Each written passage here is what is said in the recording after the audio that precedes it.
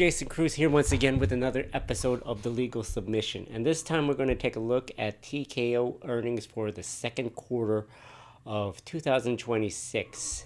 They were released earlier this week, and let's take a quick look at them. Notably, there are two big issues that came from the quarter, and that relates to one, the UFC White House event, and two, a settlement in the WWE stockholder lawsuit that was filed against TKO and WWE and Vince McMahon. So let's first talk about the UFC White House event.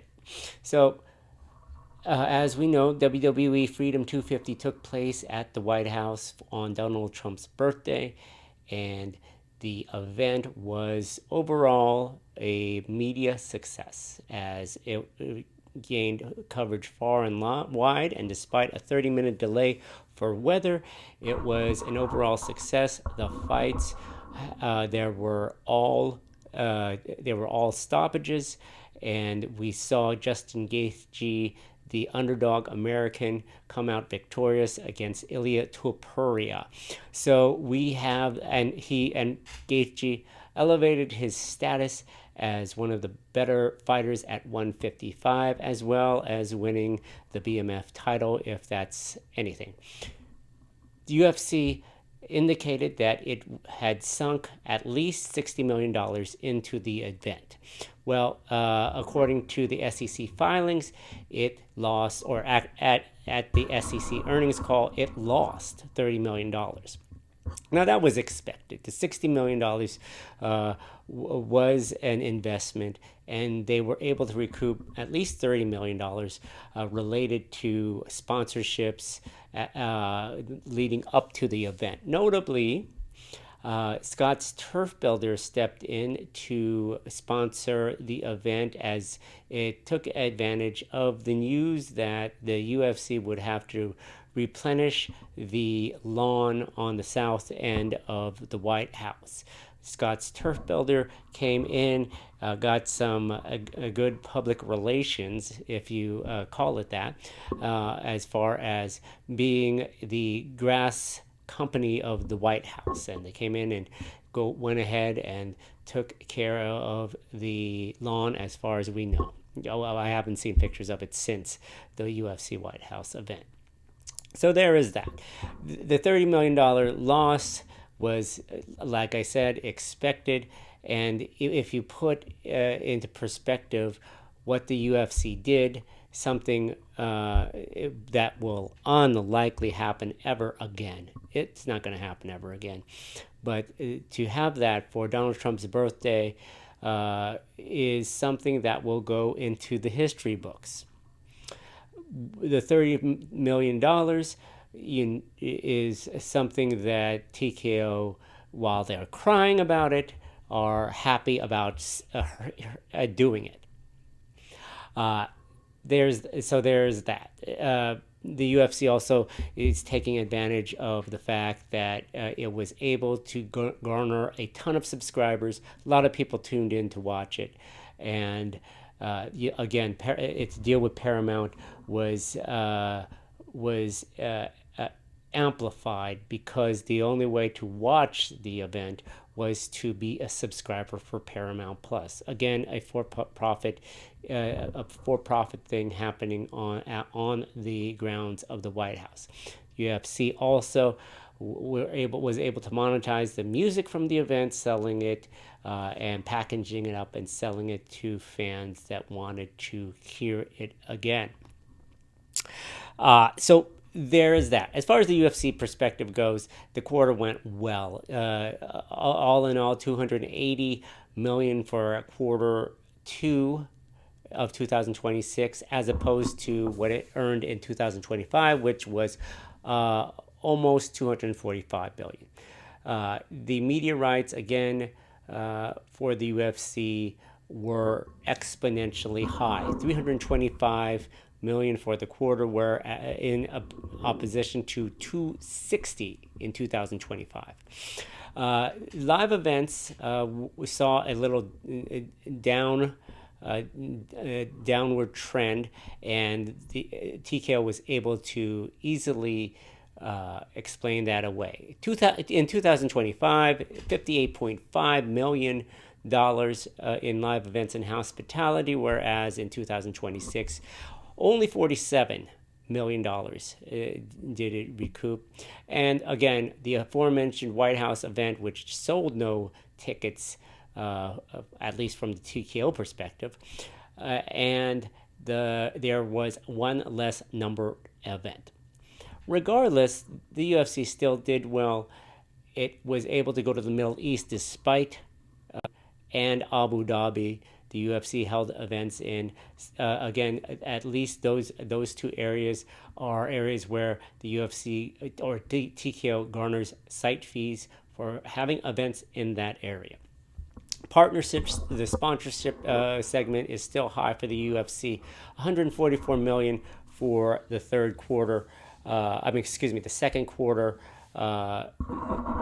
garnered by more and more of the right-leaning companies such as Surefile and Superfile and all of those others that the UFC was able to obtain. Again, the UFC is leaning into its base of fans that support Donald Trump, and they are supporting the UFC. So there you go.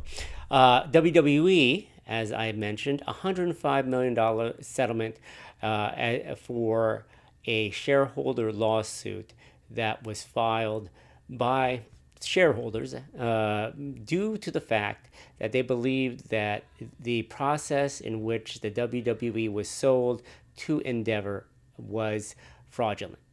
If you recall, Vince McMahon was removed from the board of directors due to sexual misconduct violations. He subsequently returned in order to sell the company. And so there was a lawsuit related to that. The lead up to the lawsuit was interesting because there was a lot of discovery in which there was information that was hidden or deleted on through the use of the app Signal on the part of certain TKO executives. Now, the lawsuit was going to trial in Delaware, but again, like I said, it settled the week or weekend prior to it going to trial. So they were able to save, you could say, $105 million, despite the fact that they had to spend $105 million in order to save the litigation costs that they were likely to incur. So there's that. As far as the WWE goes, media rights, like UFC, is up $359 million as opposed to $278 in 2025. Live events, again, we are seeing issues related to live events. $152 million, which is nothing to sneeze at, as opposed to 2025, which had $185 million. Again, this year, WrestleMania was held in Las Vegas, and for whatever reason, people were not happy with a second go round in Vegas. I could understand that, and we saw that in slumping ticket sales. For 2004, so we see some slumping ticket sales for SummerSlam, which we'll see in Q3.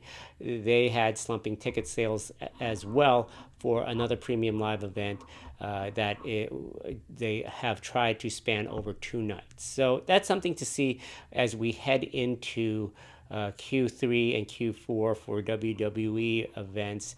Are people going to return to seeing to traveling to these PLEs? There is that.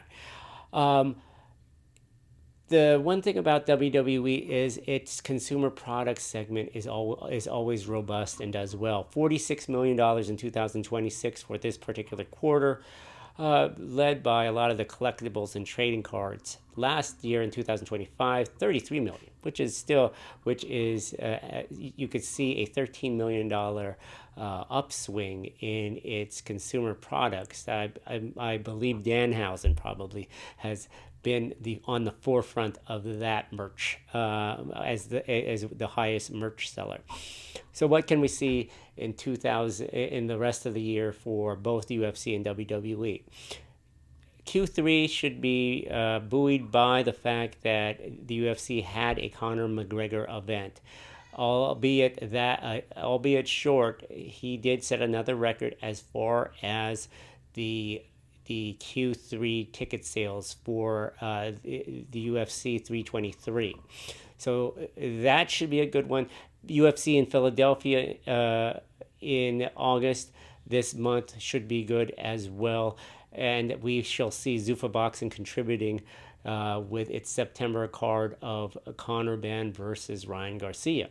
WWE PLEs will take a break actually until October, so we shall see how they kind of bide their time with that segment and see what types of sponsorships it may be able to drum up. The sponsorship segment only up slightly for WWE, 63 million in Q2 for 2026 as opposed to 58.3 million.